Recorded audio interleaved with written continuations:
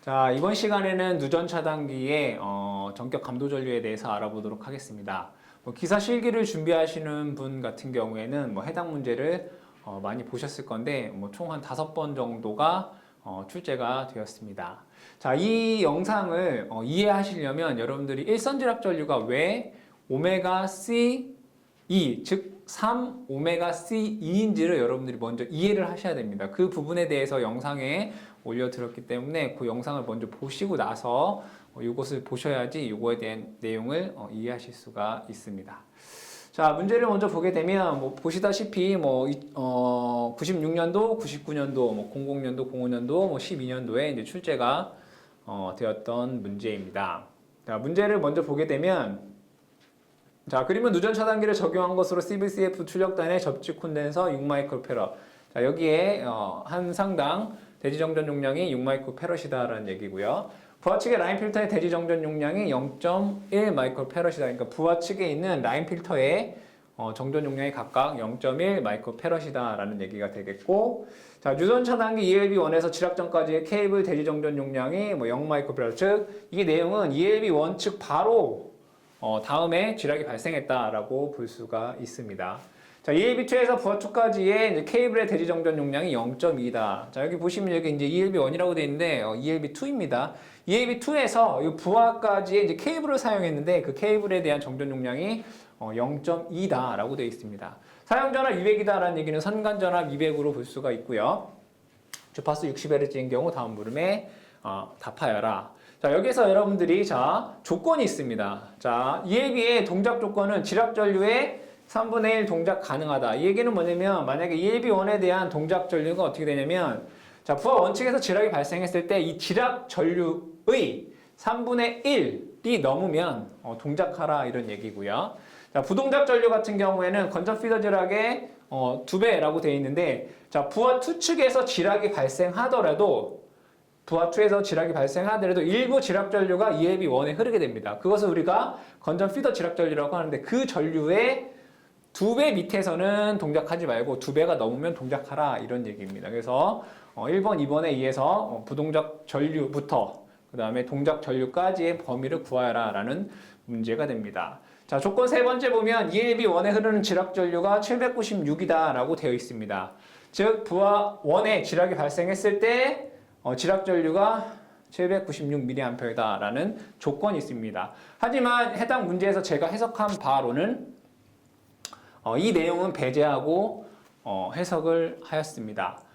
이 문제에 대해서 출제하신 분들이나 그 다음에 채점을 하신 분들이나 또는 타 교재에 집필을 하신 분들은 저보다 더 많은 내용을 알고 계시고 또 더 깊은 지식을 갖고 있기 때문에 어떠한 부분에 대해서 틀렸다 라는 부분은 제가 말씀드릴 수 없고 그냥 제가 해석한 바에 대로 제가 설명을 하도록 하겠습니다. 제가 해석한 바로는 이게 제가 해석한 대로 맞다면 여기가 ELB2에 흐르는 지락 전류 IG2가 796이다 라고 하는 게 제 해석대로는 맞는 것 같고요. 그래서 저는 이 조건에 부합하도록 한번 해석을 해보도록 하겠습니다. 즉 해석을 해보면 이렇게 되더라 라는 겁니다. 부하2 측에 지락이 발생했을 때 그 지락 전류가 796mA더라 라는 내용입니다.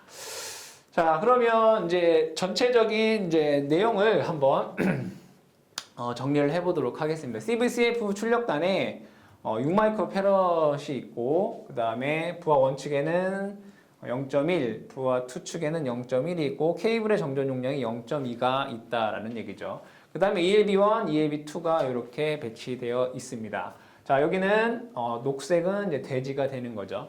자, 해석을 편안하게 하기 위해서 부하2에 정전 용량이 2개가 있는데 이것을 합치면 0.3이겠죠. 그래서 C2 플러스 CL2 합쳐서 0.3이다 라고 해석을 하도록 하겠습니다. 자, 이때 일선에 지락이 발생했다라는 얘기죠.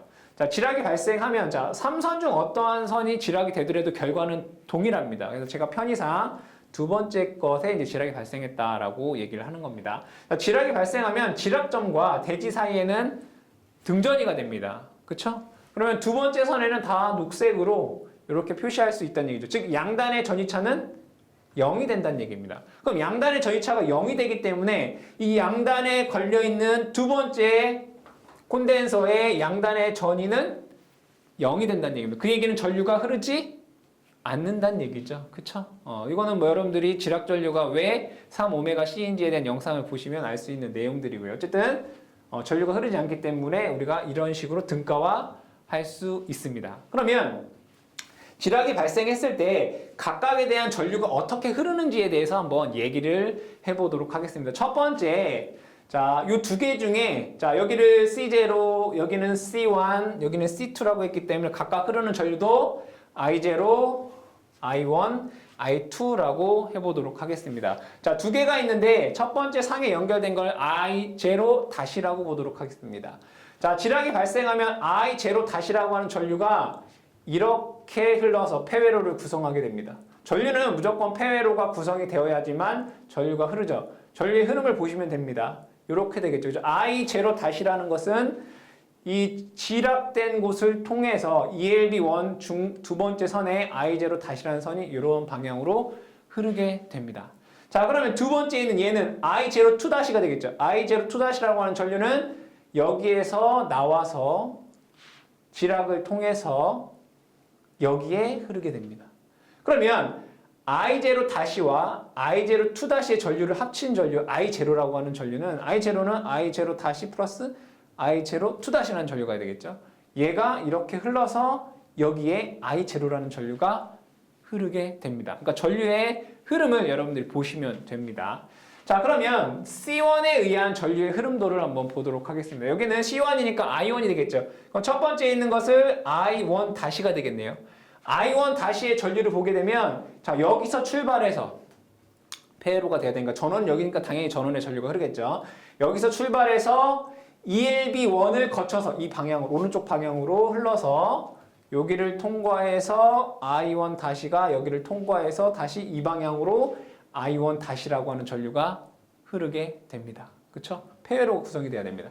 자, 그러면 I1 2 다시라고 하는 애는 여기서 나오겠죠. 그죠? I1 2 다시라는 여기서 이렇게 나와서 I1 2 다시는 이렇게 지나서 다시 이렇게 흐르게 됩니다.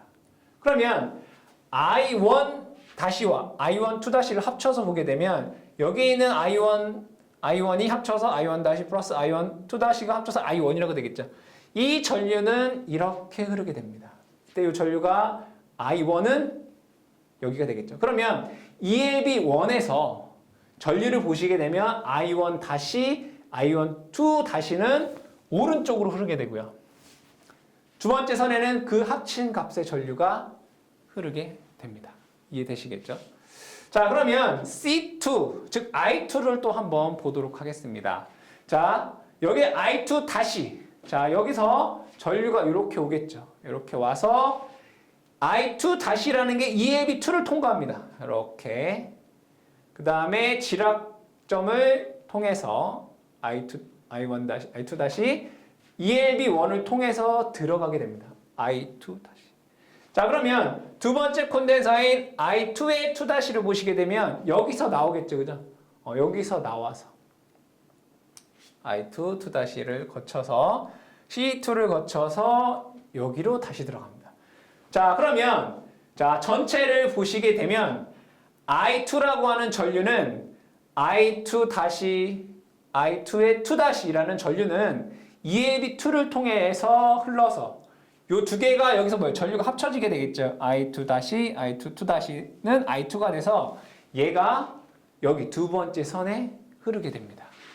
이해가 되시죠? 자, 그러면 여기는 I1, 여기는 I0, 여기는 I1, 여기는 I2에 의한 전체 전류를 묶어서 보시게 되면 자, I2에 의한 전류가 ELB2에 흐른다라는 것을 알 수 있고요. 자, I0, I1, I2에 의한 모든 전류는 ELB1에 흐른다라는 것을 우리가 이 그림을 통해서 알 수가 있습니다. 다 합쳐놓게 되면. 자, 그러면 ELB2에는 I2 다시와 I2의 2 다시의 전류가 여기에 흐를 것이고요. 그렇죠? 자, ELB1을 보시게 되면 여기가 중요한 겁니다. 자, I0, I2는 측정이 돼요.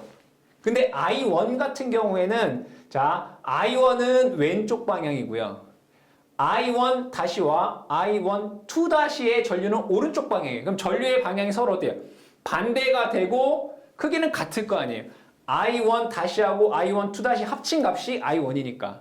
그러면 얘가 CT로 측정을 했을 때 이 I1에 해당하는 전류는 측정이 되지 않는다는 얘기입니다. 그래서 ELB1에 측정되는 것은 I0와 I2에 대한 전류만 측정이 되고 ELB2는 I2에 대한 전류가 측정이 된다는 얘기예요. 그럼 이것을 계산을 해보면 자, 일선 지락 전류는 3ωC2라고 얘기를 했습니다.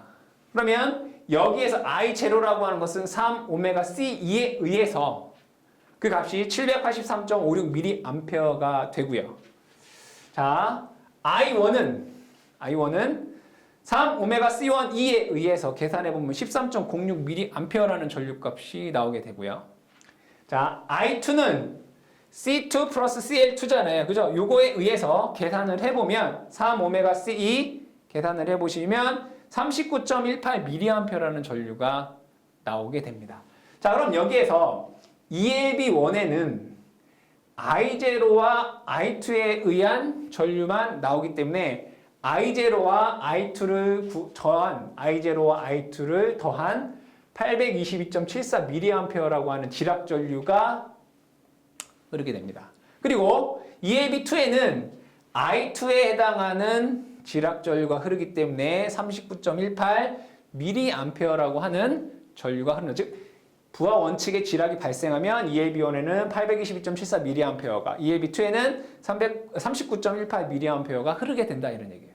자, 그러면 여기서 보니까 부하 원칙에서 지락이 발생하면 부하 1에 해당하는 C는 전류가 흐르지 않고 나머지에 대한 C0, C2에 의한 지락 전류가 흐르고 ELB2에는 해당하는 정전 용량 C2에 의한 전류가 흐른다라는 걸 알 수 있습니다. 자, 그러면 자, 부하 2에서 지락이 발생했다면 원리는 다 똑같겠죠. 그래서 결과를 보시게 되면 자, ELB1에는 C1, 부하 1에 해당하는 정전 용량인 I1이 흐를 것이고요. 자, ELB2에는 여기에 있는 거를 제외한 C2에 의한 제외한 것 나머지가 흐른다는 얘기예요. I0와 I1에 대해서 전류가 흐르더라 이거예요. 그러면 ELB1은 뭐가 돼요? 13.06. I1만 흐르기 때문에 13.06mA가 흐르게 되고요. ELB2에는 I0와 I1에 해당하는 전류인 C0, C1, 즉 796.62mA의 전류가 흐른다라는 것을 알 수 있습니다. 즉, 지락이 발생하면 ELB1과 ELB2에 어떠한 전류가 흐르고 어떠한 전류가 측정이 되는지를 여러분들이 이해하셔야 되는 내용입니다. 자, 그럼 이 내용을 가지고 우리가 ELB1의 동작 전류, 부동작 전류를 구할 수 있고요. ELB2의 동작 전류, 부동작 전류를 구해서 전격 감도 전류의 범위를 여러분들이 이렇게 구하실 수가 있겠다. 우리가 조건에 주어졌듯이 동작 전류는 지락 전류의 3분의 1이고 부동작 전류는 건전상 지락 전류의 2배라고 되어 있습니다. 마찬가지로 ELB2는 부하 2에 지락이 발생했을 때 지락 전류의 3분의 1이고 부동작 전류는 부하 1에 지락이 발생할 때 흐르는 전류의 2배의 전류가 된다. 그래서 이러한 결과값을 얻을 수가 있겠다. 즉 어떠한 전류가 흐르는지에 대해서 여러분들 조금 고민하시면 여러분들 쉽게 이해하실 수가 있겠습니다.